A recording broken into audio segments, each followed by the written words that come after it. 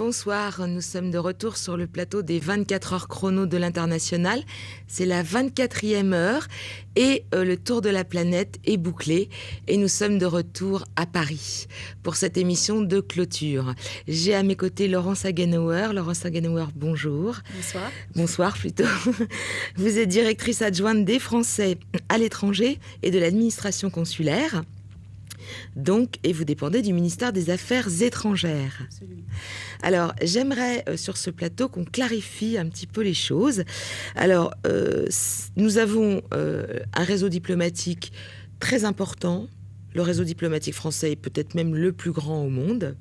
Nous avons donc des consulats avec des consuls qui sont parfois généraux, qui ne sont parfois pas généraux, et qui parfois sont des consuls honoraires.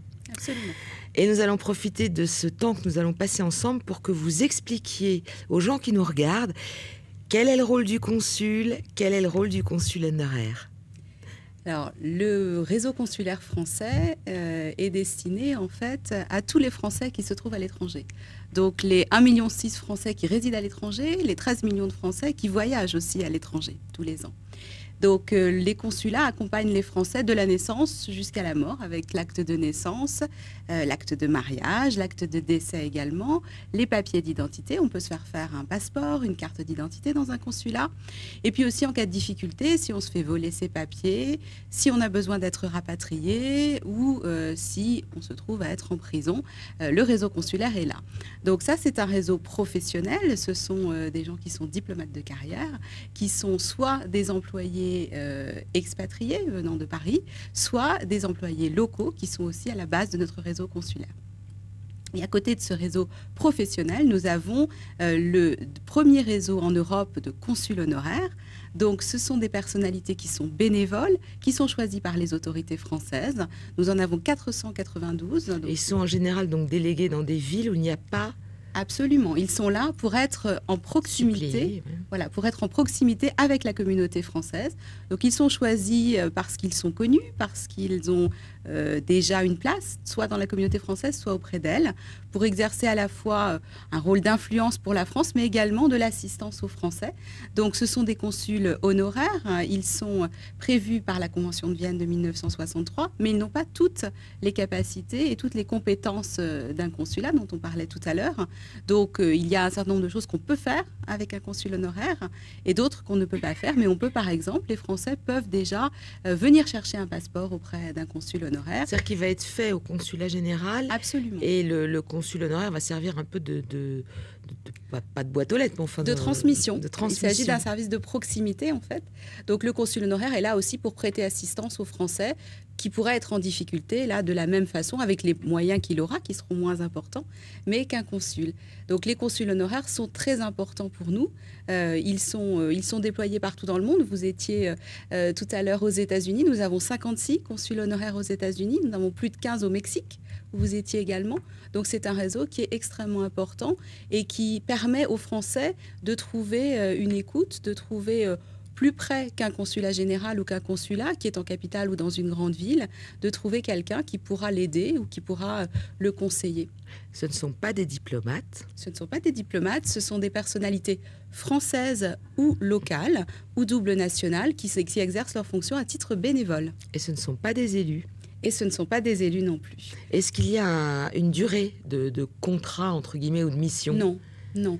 Il y a pour l'instant une limite d'âge. Bon, on est en train de travailler à la fois sur ce point et également sur la possibilité de donner de nouvelles attributions aux consuls honoraires avec des contraintes budgétaires, avec des contraintes dans certains pays.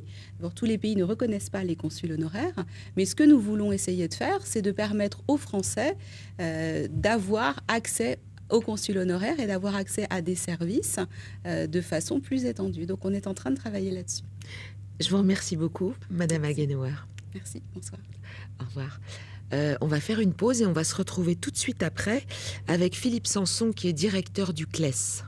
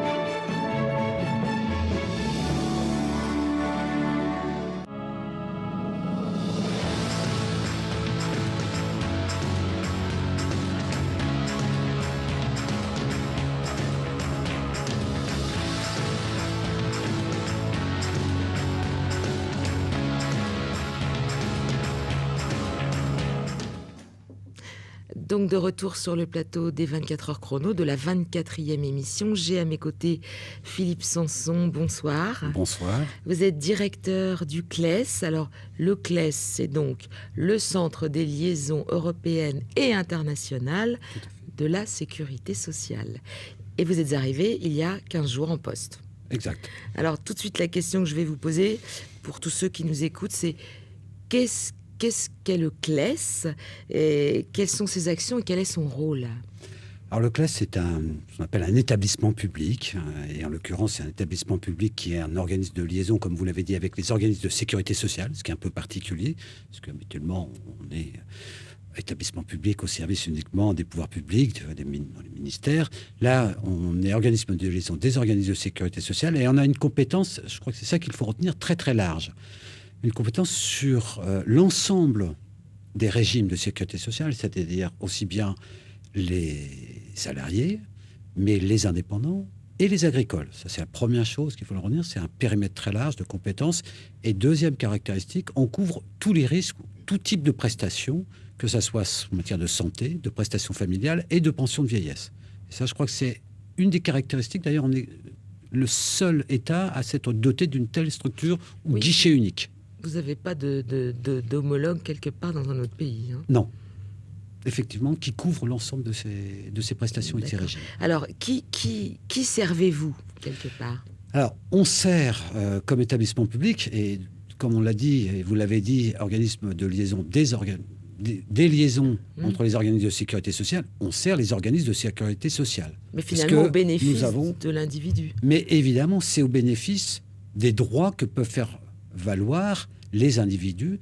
Les individus, c'est-à-dire les Français qui partent effectivement à l'étranger, mais les étrangers qui viennent aussi en France. Et quand je parle des étrangers, ça peut être aussi leurs ayants droit, puisqu'ils peuvent avoir droit effectivement aux prestations familiales. Donc on couvre ce champ très très large de tout type de prestations. Alors, en quoi pouvez-vous être utile, par exemple, à un particulier français de l'étranger?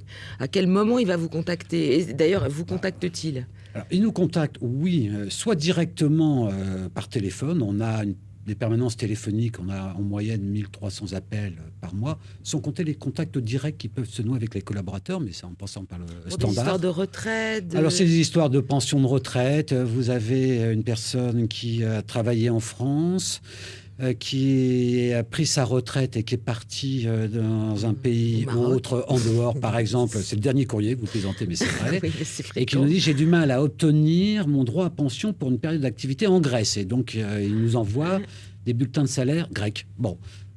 Et là, il faut essayer de voir quel est l'organisme. Les traducteurs, on a ce service-là, puisqu'on a un très gros service de traduction. On couvre 11 langues en interne.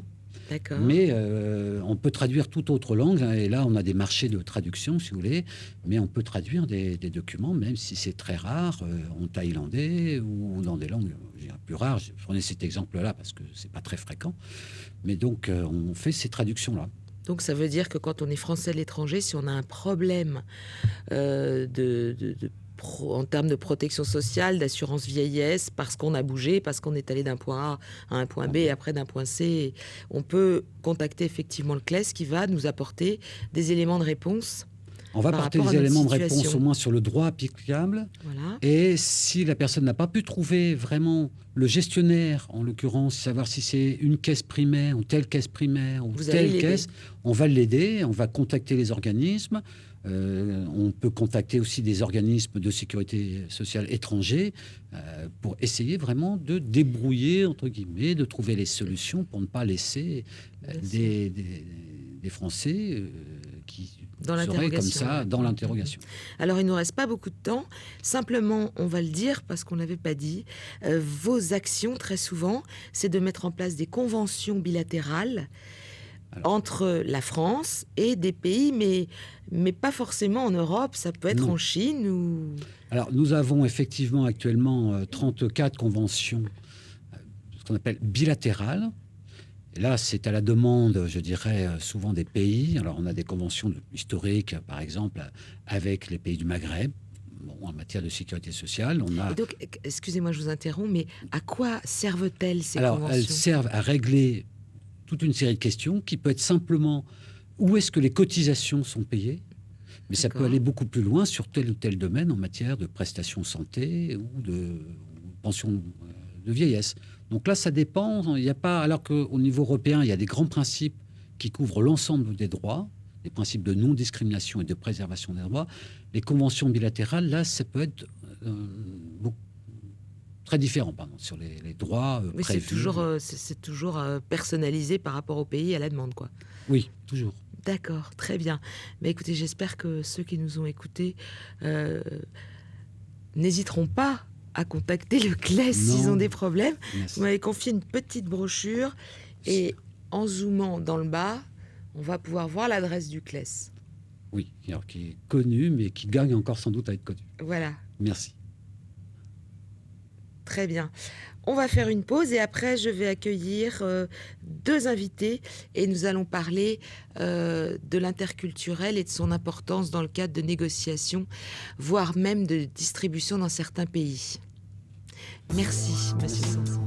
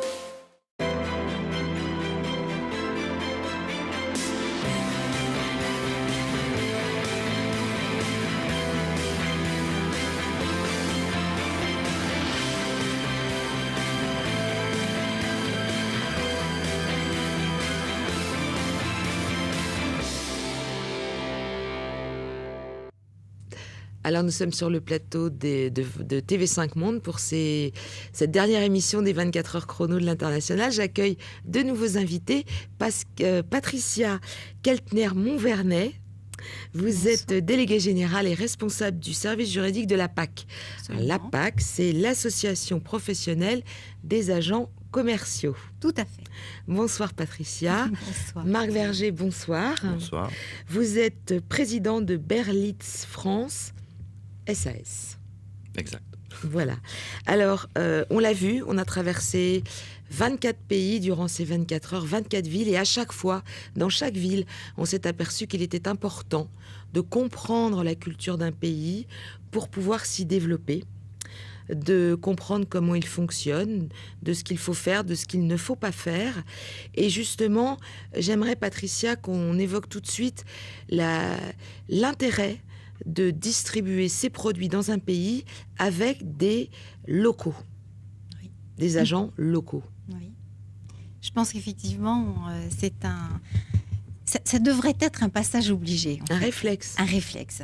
Parce que pour pénétrer un marché, par définition, il faut pouvoir le connaître. Il faut connaître dans un pays les habitudes d'achat, les réseaux, les spécificités. On ne va pas fonctionner dans un pays comme dans un autre. Et les habitudes d'achat ne vont pas être les mêmes. Les réflexes économiques ne sont pas les mêmes. Donc, effectivement, à partir du moment où on veut pénétrer un marché ou développer celui-ci, ceci implique de travailler avec quelqu'un qui a la totale maîtrise, de par ses compétences, du marché que l'on souhaite pénétrer. Et du réseau. Et du réseau. Tout à fait. Marc Verger, c'est un peu une des activités de Berlitz, puisqu'en fait, vous avez 3 activités, l'interculturel, le linguistique et le management. Alors, en ce qui concerne justement cette activité interculturelle, il vous arrive, bien entendu, de donner des formations à des personnes qui vont aller monter des business à l'étranger, en quoi elles vont consister et quelles sont comment dire, les preuves, entre guillemets, que vous avez que ça fonctionne. Je crois que c'est peut-être un deuxième passage obligé, pour reprendre les termes utilisés précédemment. Et ça peut être un très bon complément, lui aussi indispensable pour une implantation à l'étranger. Que l'on s'appuie sur des partenaires locaux, c'est très bien. Maintenant, faut-il encore que le salarié, l'entrepreneur, puisse aussi lui-même déchiffrer, décrypter la culture du pays pour y vivre, pour y travailler, que ce soit lui négocier, pour manager, mais que ce soit lui ou également le conjoint, les enfants.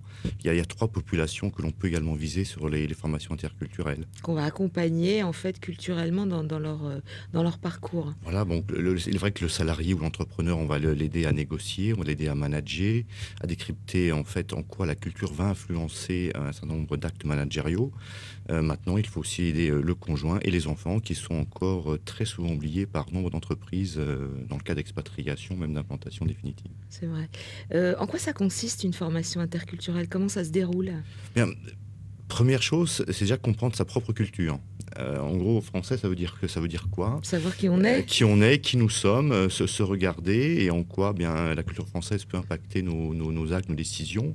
Et derrière ça, c'est aussi comprendre la culture de l'autre et voir le différentiel et comment je vais pouvoir m'adapter. Et il y a certainement un travail d'adaptation à faire des deux côtés, parce que on va travailler sur la relation avec la hiérarchie, la relation avec le temps, l'espace, voir que certaines cultures sont plutôt individualistes, d'autres plutôt collectivistes, et tout ceci a un impact fort sur nombre d'actes managériaux et commerciaux, et entre autres les négociations. Vous avez donc votre association a un rayonnement mondial. Absolument. Vous avez combien d'agents en tout et dans combien de pays? Alors, il y a des agents, en fait, dans tous les pays. Il y a des agents dans tous les pays. En France, nous avons eu la chance d'avoir une directive européenne. Donc, il y a une transposition de cette directive dans les différents États membres. Et tout à l'heure, nous parlions des États-Unis. Sur les 50 États des États-Unis, il y a 30 États dans lesquels il y a une législation qui concerne les agents commerciaux. Donc, c'est une profession reconnue, réglementée. C'est une profession qui ouvre des opportunités extraordinaires pour les entreprises, dans la mesure où l'agent commercial intervenant en qualité, étant mandaté par les entreprises, en fait, il va être rémunéré en fonction du chiffre d'affaires qu'il va développer pour les entreprises. Donc, il a un coût, si je puis dire, au départ, relativement neutre, puisque sa rémunération va être uniquement sur le chiffre d'affaires qu'il va générer. Donc, il y a une motivation très importante et c'est vraiment, c'est du gagnant-gagnant, en fait, pour et l'entreprise et l'agent. Et vous avez de plus en plus d'entreprises qui font appel à vos compétences, en fait. Le statut d'agent commercial, on dit c'est un statut moderne, entre guillemets, dans la mesure où aujourd'hui, il répond à une préoccupation de nombreuses entreprises. Quand on pense qu'aujourd'hui, en France, il y a de nombreuses entreprises, je crois que c'est 1 sur 5 qui n'a pas de réseau commercial. C'est quand même extraordinaire. Mmh. Donc, il y a une opportunité fabuleuse pour les deux. Oui, tout à fait. Alors, Berlitz a aussi une autre activité, qui est la formation linguistique. Alors, Berlitz, je crois que vous avez 550 centres dans le monde. Dans le monde, 550 centres dans plus de 70 pays aujourd'hui. Et on a aussi et surtout, lorsqu'on parle de l'aspect linguistique, mais aussi interculturel, une capacité distancielle à former, on va dire, 24 heures sur 7 toute l'année, et ce, dans jusqu'à 25 langues, puisque nous formons en moyenne en France chaque année dans 25 langues différentes. Vous formez à peu près combien de personnes par an? Vous avez un chiffre ou... Un chiffre, c'est, on va dire, 15-20 000 personnes en France. Et le nombre de stagiaires depuis de nombreuses années pour Berlitz au monde se compte en plusieurs millions. Il nous reste très peu de temps, mais en termes de management, donc quels sont les services que vous proposez dans la branche management? Dans la branche management, ça va être essentiellement de travailler sur tout ce qui est prise de parole en public, conduite de réunion, management, leadership, également appréhender la diversité. Et dans tous ces domaines-là, on va toujours intégrer une notion interculturelle et voir en quoi la culture des autres peut influencer ou devrait influencer, en tous les cas, notre mode d'action sur le terrain. En tout cas, ça a été prouvé pendant ces 24 heures. On s'est bien aperçu que c'était assez essentiel, je crois, que ce soit pour s'intégrer ou pour réussir dans le business. Donc, 2 leçons. Quand on veut distribuer ses produits à l'étranger, on prend un agent commercial local, parce qu'on pénétrera le réseau. Et puis, on va chez Berlitz apprendre la langue ou suivre une formation interculturelle. Ou les deux. Ou les deux. Voilà. Merci à vous deux en tout cas. Merci à vous On fait également. une pause et on se retrouve après pour un autre sujet qui va là toucher les visas pour venir en France. À tout de suite.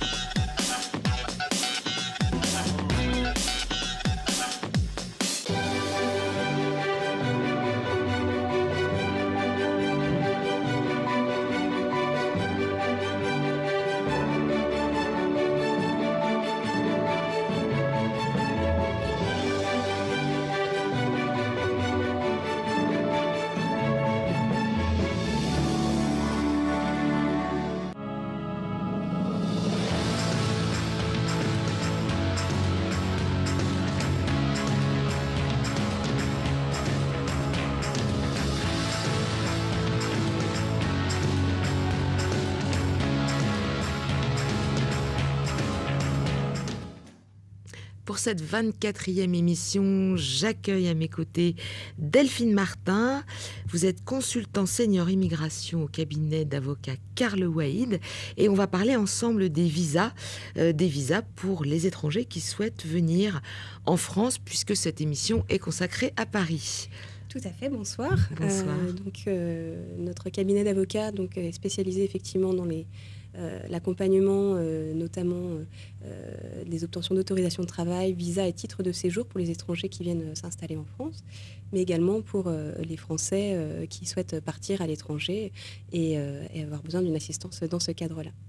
Alors là, pour cette émission spécifiquement, on va plutôt parler donc des étrangers qui viennent à Paris et notamment de la mise en place du guichet unique à Paris. Ah, voilà, comme nous sommes focalisés sur Paris, nous allons parler du guichet unique qui a facilité, qui a été implémenté dans 8 départements, dont Paris et les Hauts-de-Seine. En fait Les modalités, ça a commencé petit à petit par plusieurs procédures, donc salariés en mission dès 2010, puis ça s'est étendu en fait à différentes procédures d'immigration professionnelle pour avoir une version finalisée en 2012 dans ces 8 départements. Et qui concerne essentiellement donc des procédures d'immigration professionnelle où la situation de l'emploi n'est pas opposable, qui concerne donc les salariés en mission avec les transferts intra-groupes, donc des salariés qui viennent dans le cadre d'une mission temporaire, soit sous un statut de détaché ou salarié, mais également les travailleurs hautement qualifiés et la procédure de carte bleue européenne qui a permis, suite à la transposition de la directive européenne, de faciliter la mobilité des travailleurs hautement qualifiés au sein de l'UE. Je m'excuse d'interrompre, mais ce guichet unique, il facilite la vie à qui ? Alors, il facilite la vie notamment aux employeurs, mais également aux étrangers qui viennent en France, puisque l'objectif, quand on parle de guichet unique, c'est donc l'OFII, l'Office français de l'immigration et de l'intégration, qui va centraliser les différentes demandes.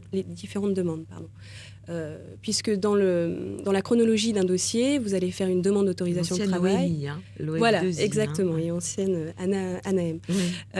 Vous allez donc déposer une demande d'autorisation de travail, puis ensuite, une fois que l'autorisation de travail aura été acceptée, l'accord de visa part au consulat, où vous allez déposer votre demande de visa, et entrer en France avec votre visa long séjour, vous allez faire une demande de titre de séjour. Il y avait différentes administrations concernées, comme la direction du travail, l'OFII avec le passage notamment de la visite médicale et les envois d'accords de visa, et le consulat. Et l'OFII agit comme un organisme centralisateur. Vous déposez votre demande auprès de l'OFII qui ensuite dispatche aux différentes administrations et permet de faciliter que ce soit dans les délais de traitement, mais également dans la coordination. Vous n'avez plus qu'un interlocuteur pour nous, par exemple, qui assistons les grandes entreprises dans ces transferts de main-d'œuvre. Un lieu où aller. Ça nous fait un seul contact, avec plus de transparence également de la part de l'OFII. Ça accélère les procédures ? Ça accélère les procédures. Alors, on reste sur Paris, c'est effectivement assez rapide. On est à partir du moment où on dépose une demande, notamment sur les procédures salariés en mission ou carte bleue européenne, on est sur des délais de 4 à 6 semaines avant que l'accord de visa parte au consulat. Et puis ensuite, vous avez la démarche de la demande de titre de séjour qui a longtemps été problématique pour les étrangers parce que ça a impliqué un déplacement notamment en préfecture qui peut être contraignant. Enfin voilà, l'administration française fait que parfois ça peut être compliqué. Oui, et là, c'était la question que je vais vous poser. Est-ce que c'est compliqué en fait toutes ces démarches?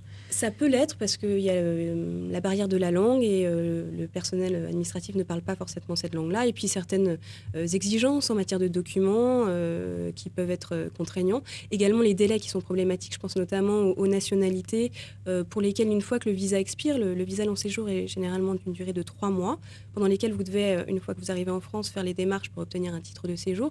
Et si celui-ci n'est pas prêt à l'expiration de votre visa, vous êtes, entre guillemets, coincé en France, puisque vous ne pourrez pas revenir. Il vous faut soit un visa, soit un titre de séjour pour être mobile. Donc c'est vrai que l'OFII a permis, avec cette implantation du guichet unique, d'accélérer cette partie-là et de permettre d'éviter ces périodes qu'on avait où certains étrangers, je pense notamment aux nationalités indiennes, chinoises, qui peuvent venir travailler en France pour certaines périodes, d'être bloqués. C'est vrai que d'avoir un seul référent, ça nous a facilité la vie et ça a permis de réduire les délais. Bonne nouvelle donc pour les étrangers qui doivent... Bonne nouvelle. Il faut dire que la France était assez en avance pour ce qui est des lois qui ont été prises en matière d'immigration professionnelle et je pense au transfert intragroupe, la mise en place de la loi sur les salariés en mission dès 2006 et son implantation a permis de faciliter ces transferts-là. Et oui, on peut dire que l'immigration professionnelle fonctionne plutôt bien. Après, d'un département à un autre, à Paris, ça se passe très bien. Il y a des départements où ça peut être plus long, mais dans l'ensemble, c'est quand même très positif. Et les 8 départements choisis correspondent aussi à des centres très actifs en matière de sociétés étrangères. Voilà. Oui. Centres de production, enfin voilà, les villes comme Toulouse, Lyon. Les grandes métropoles voilà, puis la région parisienne. Voilà, tout à fait, ont été concernées par ce dispositif. Parfait. Merci pour cette information. Je vous en prie. On va rester dans le sujet en fait des étrangers qui viennent à Paris dans le prochain plateau. Juste après la pause, on va évoquer le marché de l'immobilier justement pour ces investisseurs étrangers qui viennent à Paris. À tout de suite.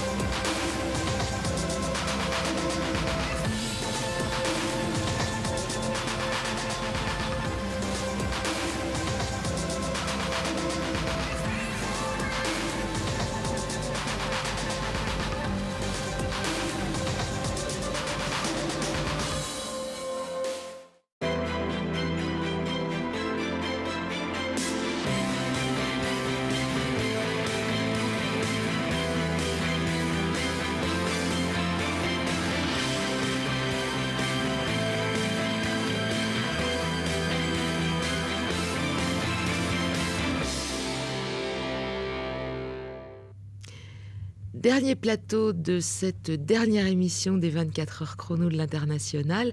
Nous allons évoquer un sujet sur l'immobilier à Paris, celui qui concerne les investisseurs étrangers. J'ai à mes côtés pour en parler Thibaut de Saint-Vincent. Vous êtes président de Barnes International. Barnes International, c'est donc 30 agences immobilières dans le monde. C'est un réseau d'agences immobilières dans le monde, plutôt dans le domaine du luxe. Voilà, plutôt dans le domaine du haut de gamme. Donc nous avons 15 agences en France, principalement à Paris, et puis les lieux de villégiature internationaux comme Biarritz, Cannes, les belles destinations. Et puis nous avons 8 agences en Suisse, donc Genève, Lausanne, Montreux, mais également à la montagne, à Caen notamment. Nous sommes également aux États-Unis, à New York et Miami, dans les Caraïbes, à Saint-Barth. Et nous avons donc un bureau à Moscou et des représentations en Asie et au Moyen-Orient.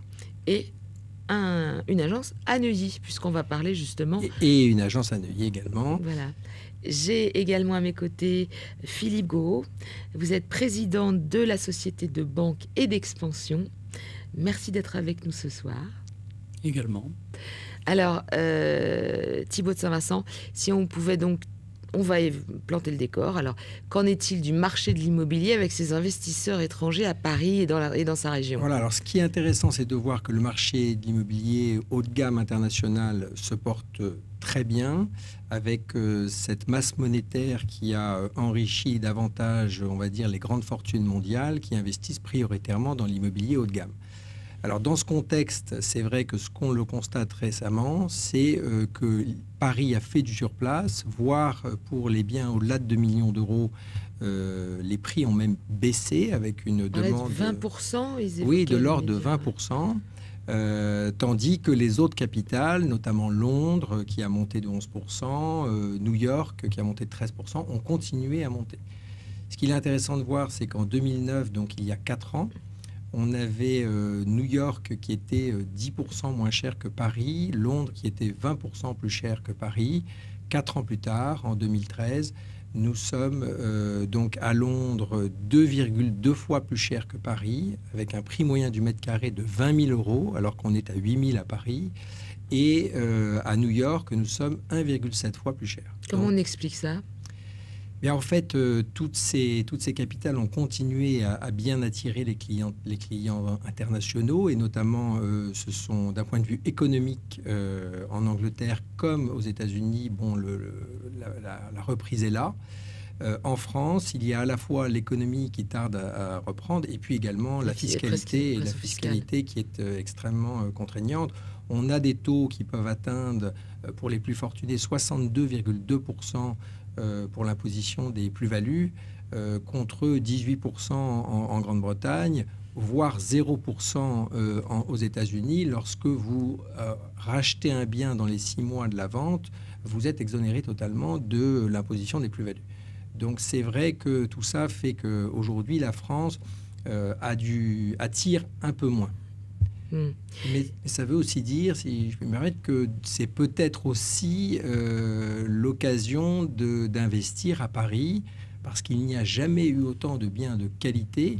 Et finalement, si tout est relatif, mais si on compare avec les autres villes internationales, à des prix relativement bon marché. Donc c'est à Paris qu'il faut aller faire des affaires là en ce moment. Alors là, il faut, pas sur le court terme, puisque effectivement la fiscalité n'est a priori pas près de changer dans les mois à venir, mais il est vrai que sur le moyen long terme, c'est certainement une... Quelles sont les nationalités alors qui parmi celles qui continuent à venir, qui sont les plus présentes? Alors cette année, ce qu'on a constaté, c'est que effectivement les Européens sont beaucoup plus absents que les années précédentes.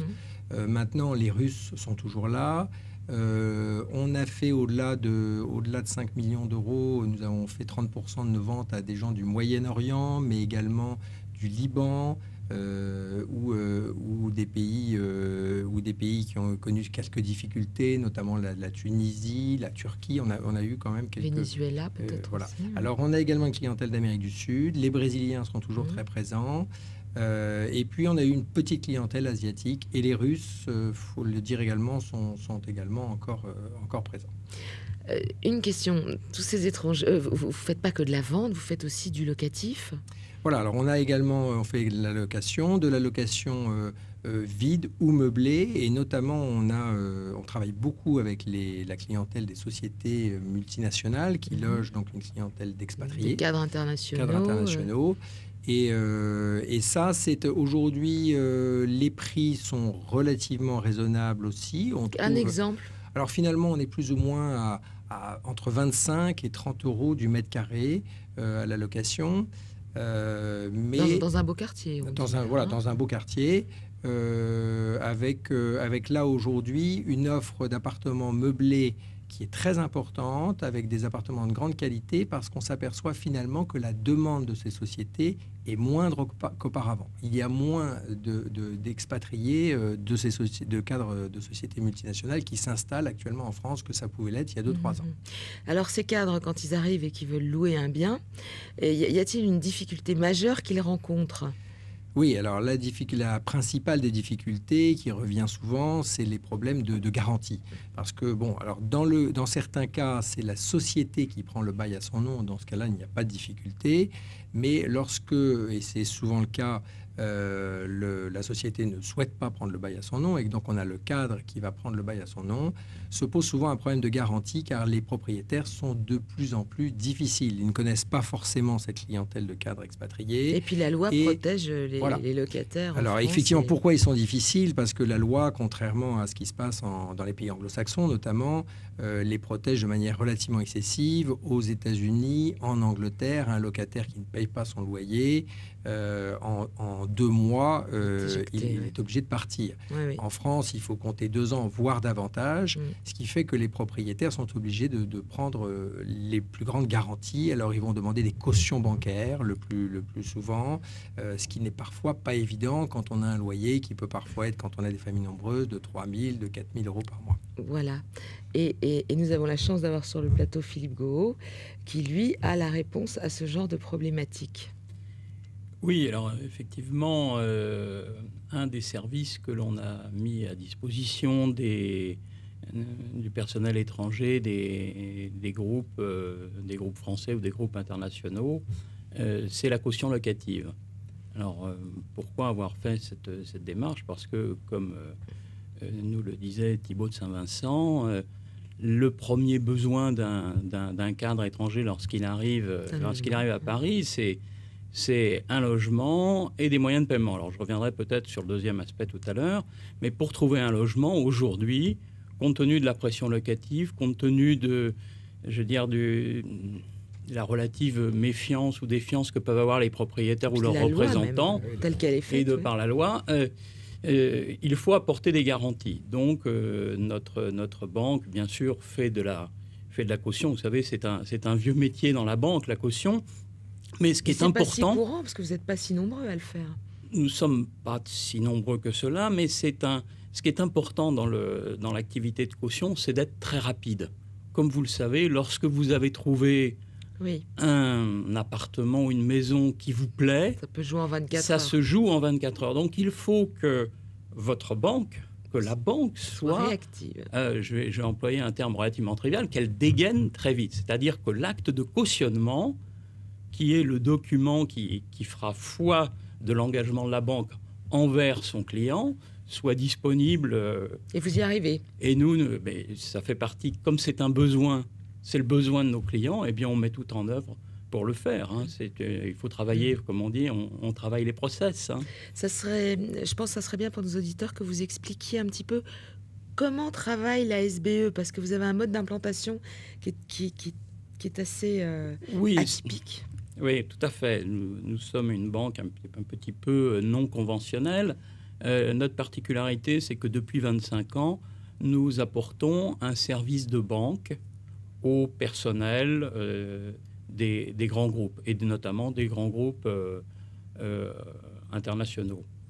Ces services, nous les délivrons dans une très large mesure à l'intérieur des quartiers généraux, des centres de recherche, voire de certaines usines.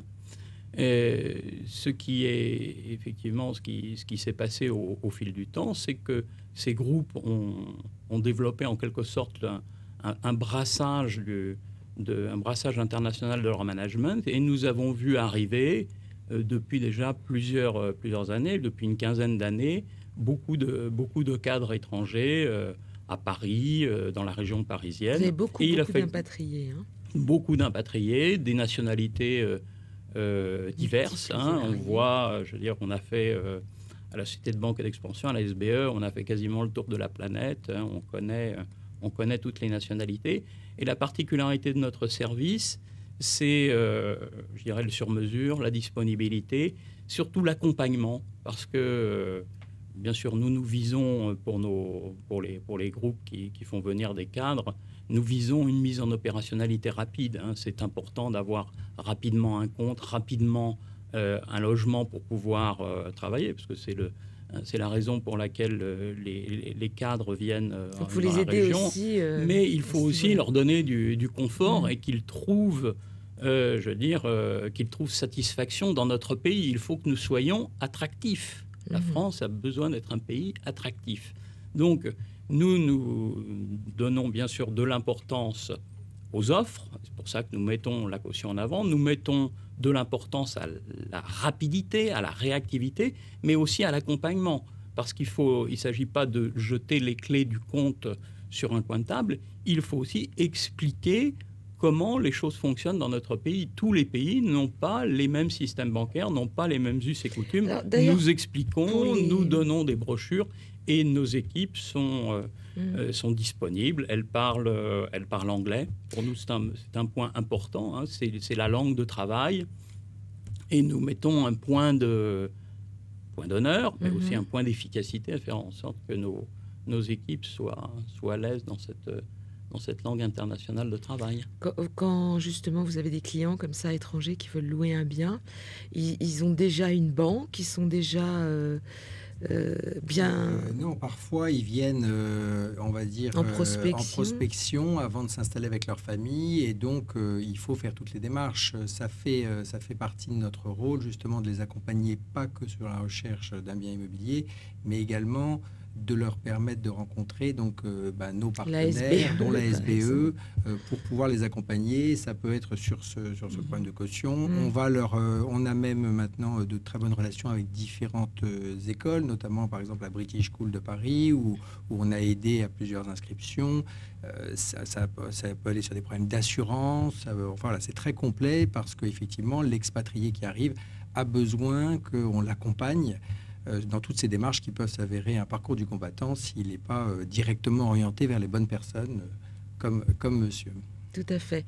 Alors, Philippe Gau, vous vous intéressez beaucoup donc au confort des impatriés, à leur vie, à leur accompagnement, et vous êtes sponsor d'une enquête que nous sommes en train de conduire. Vous êtes partenaire de cette enquête avec Paris 21, qui est une web TV destinée aux étrangers qui viennent à Paris et qui existe en 7 langues. Et donc cette enquête s'appelle Expatriates in France, Tell us about your life. Et on va voir les résultats imminemment sous peu. L'idée étant donc d'interroger tous ces cadres internationaux qui travaillent en France pour savoir ce qu'ils vivent dans notre pays, ce qu'ils jugent être facile à vivre, ce qu'ils disent être des difficultés. Et on va savoir tout ça fin janvier, je pense. Et ça va être une découverte. Oui, tout à fait. Et je veux dire, nous avons le plaisir donc d'être à vos côtés pour la conduite de cette enquête, et nous espérons en faire en quelque sorte notre miel, parce que, comme je vous le disais tout à l'heure, il faut être un pays attractif. Il faut savoir accueillir, savoir prendre en charge. Donc, ça passe bien entendu par une phase d'écoute. Il faut se mettre à l'écoute de l'ensemble des remarques, des besoins, des difficultés rencontrées. C'est une démarche, je dirais que c'est une démarche de base. On en saura il était temps que cette enquête se fasse. Oui, et on en saura plus aussi sur la façon dont nous sommes perçus par ces gens qui viennent en France. Messieurs, merci. L'émission se conclut, et les 24 heures chrono de l'International aussi. Voilà, pour tous ceux qui nous ont suivis, merci. On a découvert énormément de choses. On a découvert 24 villes dans 24 pays. À l'année prochaine, et bonne nuit.